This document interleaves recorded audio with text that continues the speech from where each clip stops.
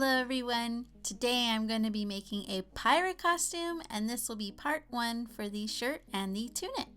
So for this video I have a small disclaimer. For this pirate costume I am using a few different Burda patterns that I downloaded from the website. So they are PDF patterns, which are actually a lot harder to follow along with because they're not the same with the pictures in a normal package pattern that you can buy at the store. I am heavily modifying all the patterns that I'm using, so they will not be step by step like I usually do in a lot of my other videos, but sometimes we have an idea and we just don't know where to begin.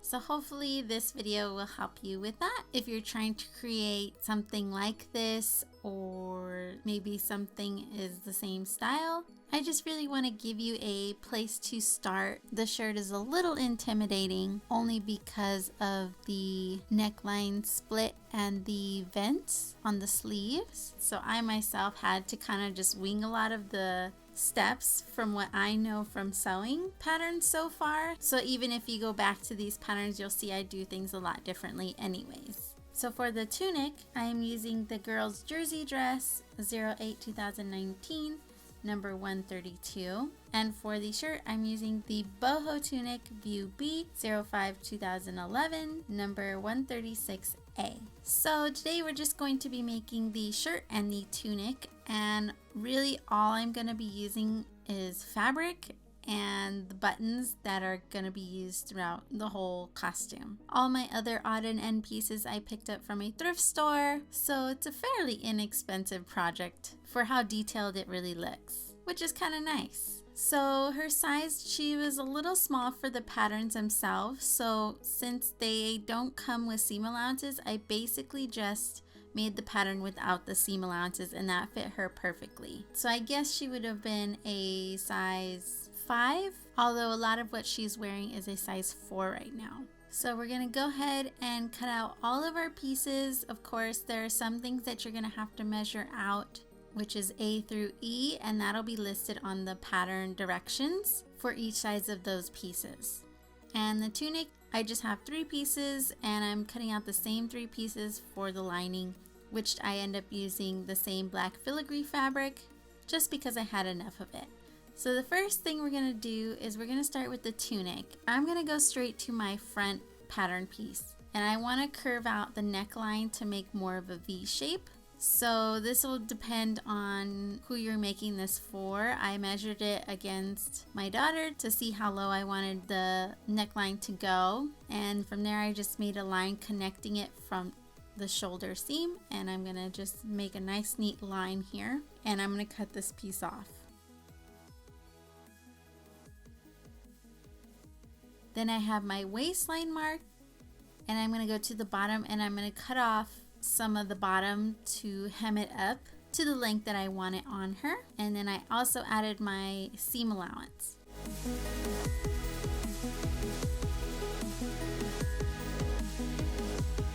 I'm gonna just draw a little bit of a diagonal line inward so that the bottom kind of opens up a little bit. Then I'm gonna line up the hemline on the back tunic piece as well.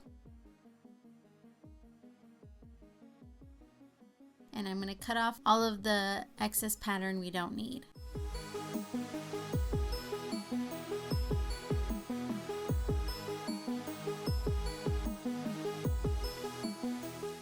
I'm going to take this front pattern piece and I'm going to put it on my fabric, making sure that I add a 5/8 inch seam allowance to the center front edge across the front and then down that diagonal bottom edge.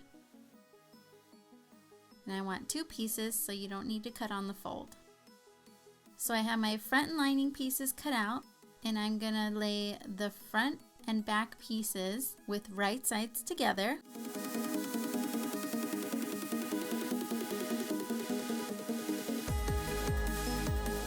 I'm gonna pin up the sides and the shoulder seams.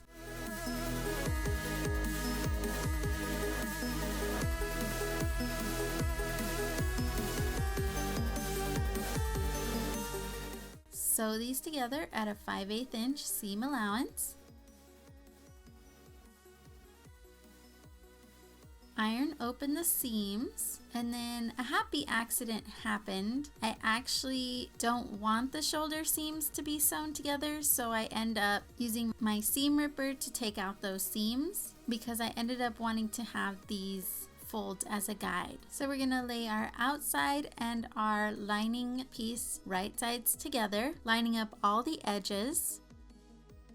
And we're gonna pin up the sides around the armholes and the neckline. And for the lining side, we wanna make sure that that 5/8 inch seam allowance is folded down. And on the outside piece, we want it folded up.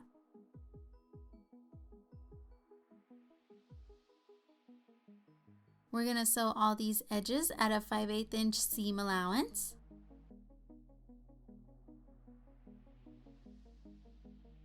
I'm gonna make some clips into all of my curves to get rid of the extra fabric so that when we turn this out, it'll lay a lot easier. Make sure that you're not cutting past the thread. And we wanna do this to all of our curves.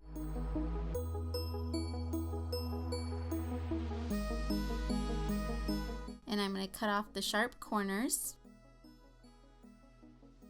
Turn this right side out.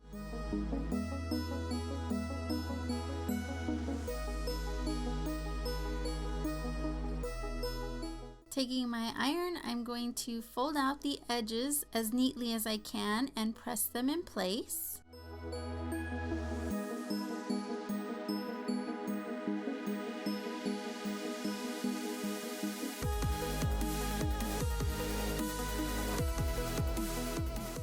Going back to those shoulders, we want to lay them right sides together, and we're going to pin it.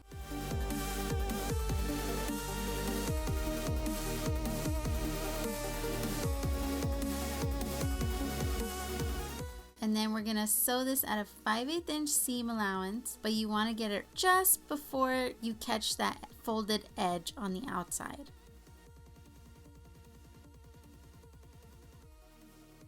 Open up your shoulders, and we want to tuck the seam allowance into the inside of that fold. Then we'll slip stitch these closed. Going to the bottom, we're going to hem it up 5/8 inches and iron it down all the way around.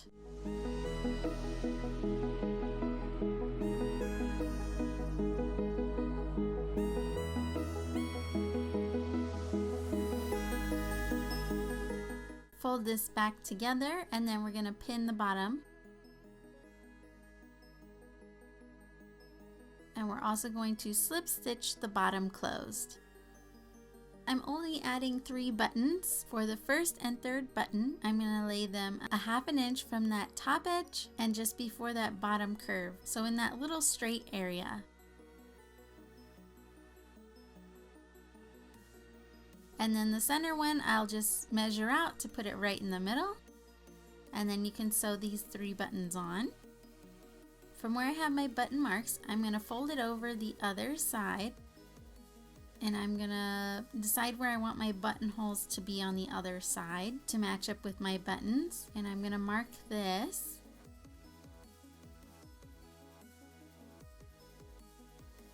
And I'm just going to draw out the line where I want my buttonholes to go. And I'm going to go ahead and sew these on with some gold thread.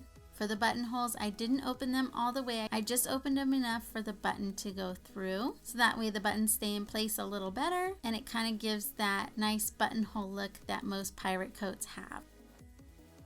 So your tunic is done. This was pretty simple and pretty easy to put together.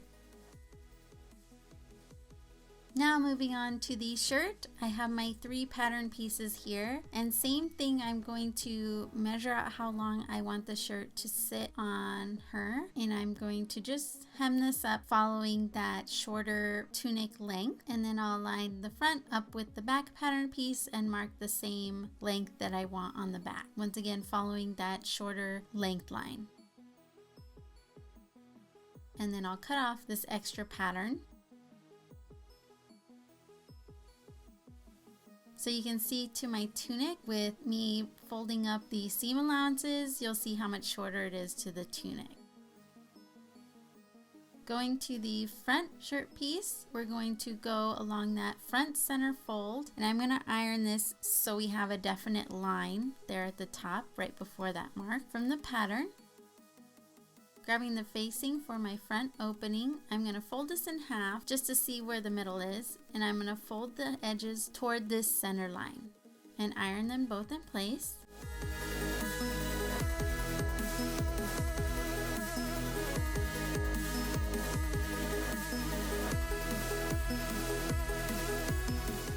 I'm going to take this, laying it right sides together down that center, making sure that the center opening lines up with that center fold we made. And I'm going to do a 1/16 seam allowance as close to that edge as I can, just up until that mark. So you can see what I've done here. Taking my scissors, I'm going to cut right down the middle, right up to that mark once again. I'm going to fold the edge over and then again to make sure that this facing is tucked underneath. And I will press this in place and then do the same to the other side.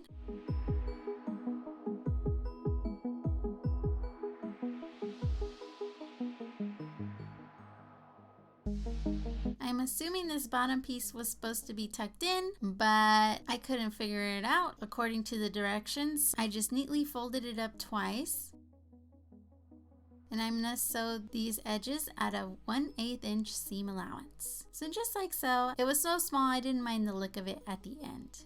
Going to the sleeves, I'm going to make that cut at the bottom of the sleeve where it's marked on the pattern. Grabbing the binding for the sleeve vents, I'm going to lay them right side together, opening that cut edge as straight as I can get it. And you want to line up the edges as best as you can, pinning it in place. This is definitely going to be a little bit awkward, so just take your time with it.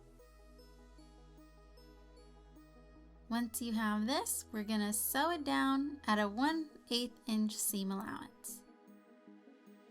I'm going to fold this over and iron this so that the seam allowance is facing the binding.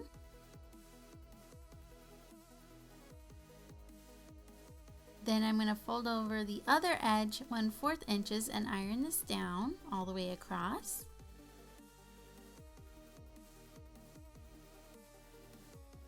And where that seam is, I'm going to line up that folded edge just past that seam and iron this down. All this should be going on toward the wrong side of your sleeve.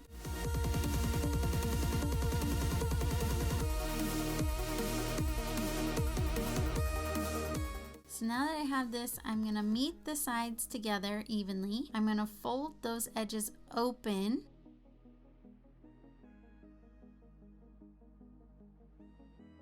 And then that top edge, I'm just going to press it down so it makes a little triangle.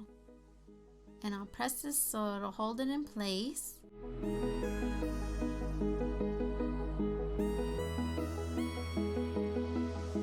And then I'm going to sew close to that edge, which is about a 1/8 inch seam allowance. So this is still going to be on the wrong side of your sleeve. So here's what the front of your sleeve will look like and the back.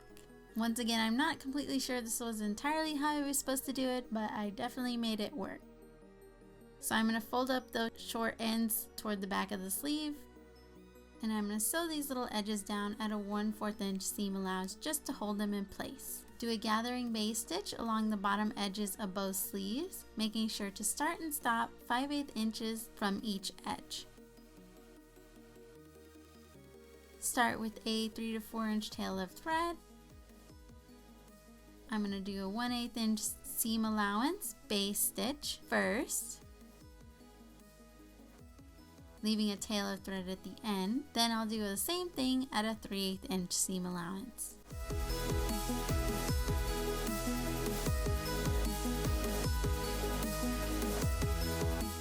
Gather up the bottom of your sleeve, and you want it to match the length of your sleeve band.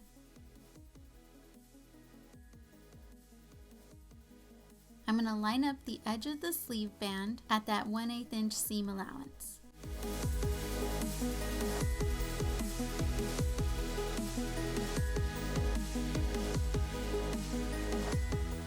I'm going to sew it on at the 3/8 inch seam allowance. I'm going to cut off as much of that extra seam allowance as I can. I'm going to iron the seam allowance toward the sleeve band.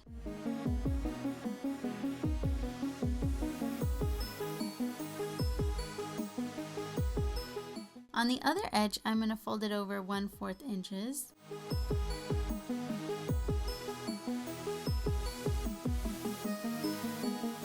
And here I actually cut off a little bit more of that seam allowance. You really want to cut off as much as you can without getting too close to the seam. Then I'll fold the sleeve band in half.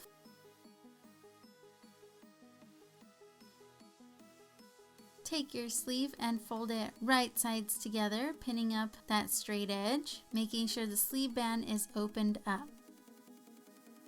And then we're going to sew this at a 5/8 inch seam allowance. Then I'm going to start refolding up the sleeve band, ironing it where the seam is.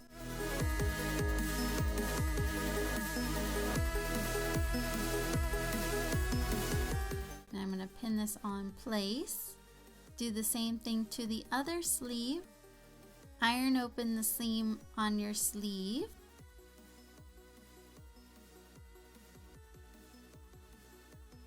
And we're going to slip stitch the sleeve band closed. Take your back and lay it right sides together with the front.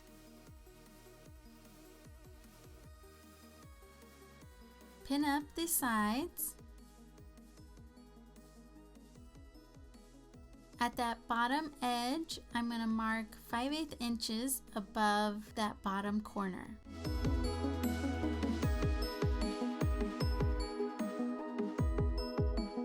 And then we're going to sew this at a 5/8 inch seam allowance. And I'm going to finish sewing right at that mark. Iron open these seams. Fold up the bottom edge 3/8 inches and iron it down.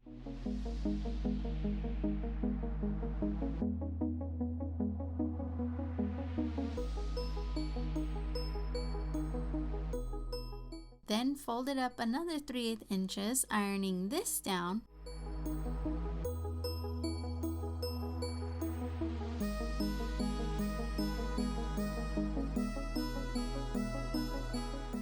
Do the same thing to the back side.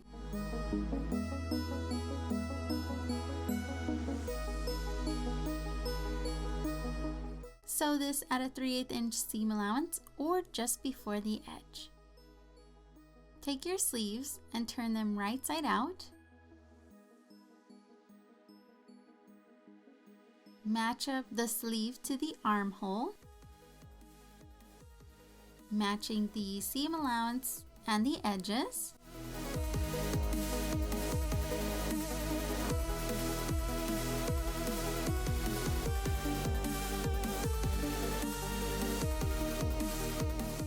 Sew these on at a 5/8 inch seam allowance, and then go ahead and finish this edge with a serge or zigzag stitch, cutting off as much of that seam allowance as you can.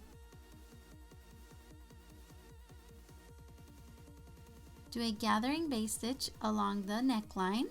Grab your top 2 threads and gather this up.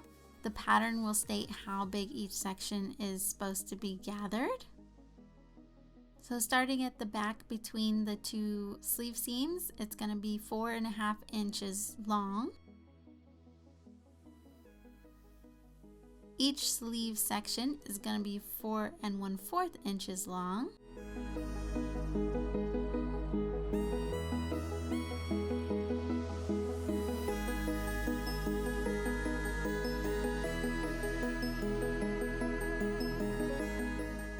And then the front 2 sections are going to be 3 1/4 inches long.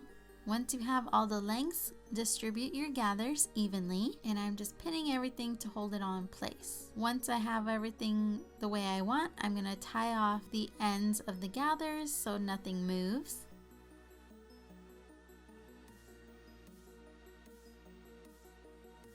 Going to the binding for the neck edge, I'm going to fold over one side 1/4 inches. With the raw side, I'm going to match it up to the neckline with right sides together, pinning it all in place.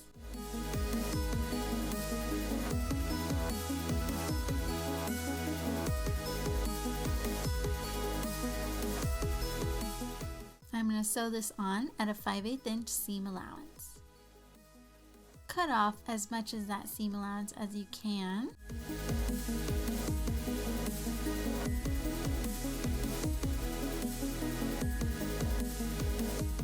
Iron the seam allowance toward the binding.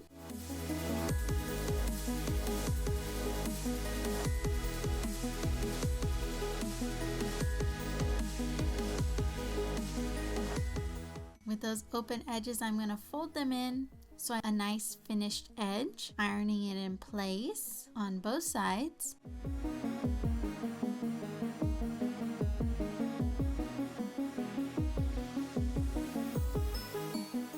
Then I'm going to fold the neck binding in half and I will iron this in place.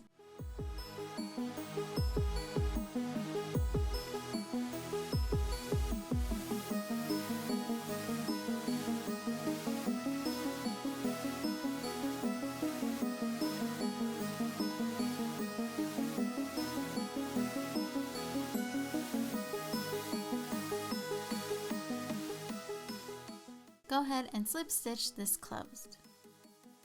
Going to the tie bands, I'm going to fold over each side on both pieces 1/4 inches.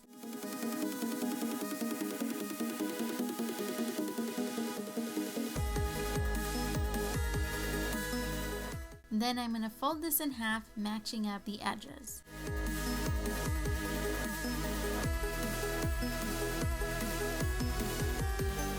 On one side, I'm going to fold it over 1/4 inches, ironing it down. And then I can refold it back in half so I have a nice finished edge on one side. Sew the open edge and the finished edge down at a 1/8 inch seam allowance. Take the raw edge of the tie band and insert it into that gap of the neck binding. I push this in about 3/8 inches.